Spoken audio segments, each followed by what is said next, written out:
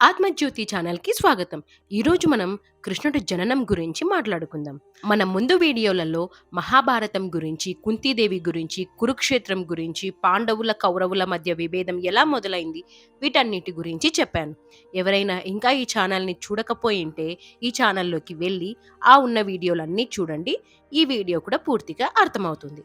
ఇక కథలోకి వెళ్తే, హస్తినాపురంలో పాండవులు కౌరవులు పుట్టారు. ఇలా హస్తినాపురంలో జీవితం నడుస్తూ ఉండగా దూరంగా మధురా నగరంలోని చెరసాలలో ఒక విశేషమైన శిశువు జన్మించాడు. అతడెవరో కాదు, ఏకంగా శ్రీ మహావిష్ణువు కృష్ణుడి రూపంలో పుట్టాడు.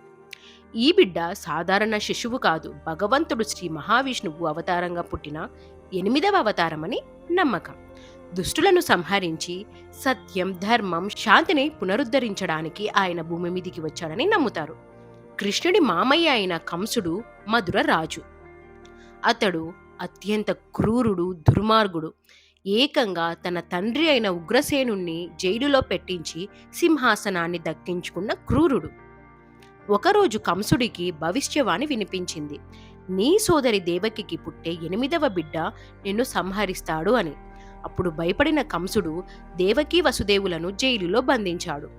ప్రతిసారి దేవకికి బిడ్డ పుడుతుంటే కంసుడు క్రూరంగా ఆ శిశువుని చంపేవాడు. ఇలా 7 మంది బిడ్డలు చనిపోయారు. 8వ బిడ్డగా కృష్ణుడు పుట్టాడు. అప్పుడు వసుదేవునికి ఒక దివ్య స్వరం వినిపించింది.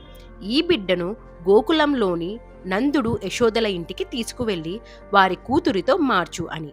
అది ఎలా సాధ్యం? చెరసాలలో కాపలాదారులు నిద్రలో లేరు కదా అని వసుదేవుడు ఆలోచించాడు. కానీ అప్పుడే అద్భుతం జరిగింది. కాపలాదారులంతా గాఢ నిద్రలోకి జారుకున్నారు. చెరసాల తలుపులు తామరగా తెరుచుకున్నాయి.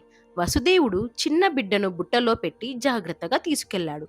కానీ గోకులం చేరడానికి యమునా నది దాటాలి. అప్పటికే భీకరమైన వర్షం మొదలైంది. నీళ్లు ఉప్పొంగాయి. ఇప్పుడు ఎలా దాటాలి అని వసుదేవుడు ఆందోళనలో పడ్డాడు. అప్పుడే మరో అద్భుతం జరిగింది. ఆదిశేషుడు అంటే తెలుసు కదా, శ్రీ మహావిష్ణువు యొక్క మహానాగుడు. ఆ ఆదిశేషుడు నదిలో నుంచి పైకి వచ్చి తన విస్తారమైన ఫణాలను చాపి కృష్ణుడిని వర్షం నుంచి రక్షించాడు. యమునా నది జలాలు పక్కకి తప్పుకొని వసుదేవుడు సురక్షితంగా దాటిపోయేలా చేశాయి. గోకులంలో నందుడు యశోదల ఇంటికి చేరి బిడ్డలను మార్చాడు. వారికి పుట్టిన ఆడపిల్లను ఇతను తెచ్చుకున్నాడు. శ్రీకృష్ణుణ్ణి అక్కడ పెట్టాడు. తరువాత తిరిగి చెరసాలలోకి వచ్చేసరికి తలుపులు మళ్లీ మూసుకుపోయాయి. కాపలాదారులు మేల్కొన్నారు. కంసుడు బిడ్డ పుట్టిందని విన్న వెంటనే జైలుకు చేరుకున్నాడు. కంసుడు చెరసాలలోకి చేరుకోగానే దేవకి వేడుకుంది. ఈమెను వదిలేయి అన్నయ్య, ఈ చిన్న పాపని వదిలేయి, నీకు ఏమీ చేయదు కదా ఈ చిన్న పిల్ల అని చాలా అంటే చాలా వేడుకుంది. కానీ కంసుడు అస్సలు కరుణ చూపించలేదు ఆ బిడ్డ మీద. ఆ బిడ్డను నేలకేసి కొట్టేశాడు. ఎంత క్రూరమో కదా. ఆ బిడ్డ ఒక్కసారిగా దివ్య రూపం దాల్చి దేవతగా మారింది.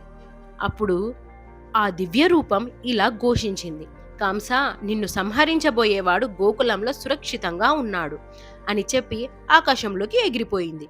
కంసుడు భయంతో వణికిపోయాడు. వెంటనే గోకులంలో పుట్టిన శిశువులను చంపడానికి సైనికులను పంపించాడు. కానీ కృష్ణుడు దివ్య రక్షణలో ఉండటంతో సురక్షితంగా పెరిగాడు.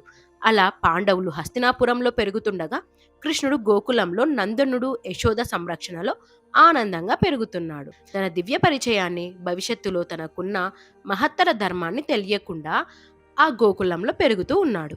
మన నెక్స్ట్ వీడియోలో వాసుదేవుడైన కృష్ణుడు ఎలా పెరిగాడు, ఎలా ప్రేమ చూపించాడు, ఇదంతా తెలుసుకుందాము. ఈ వీడియో మీకు నచ్చినట్లయితే లైక్ చేయండి, షేర్ చేయండి, అలాగే సబ్స్క్రైబ్ చేసుకోవడం మాత్రం మర్చిపోకండి. నెక్స్ట్ వీడియోలో మళ్ళీ కలుద్దాం. సెలవు.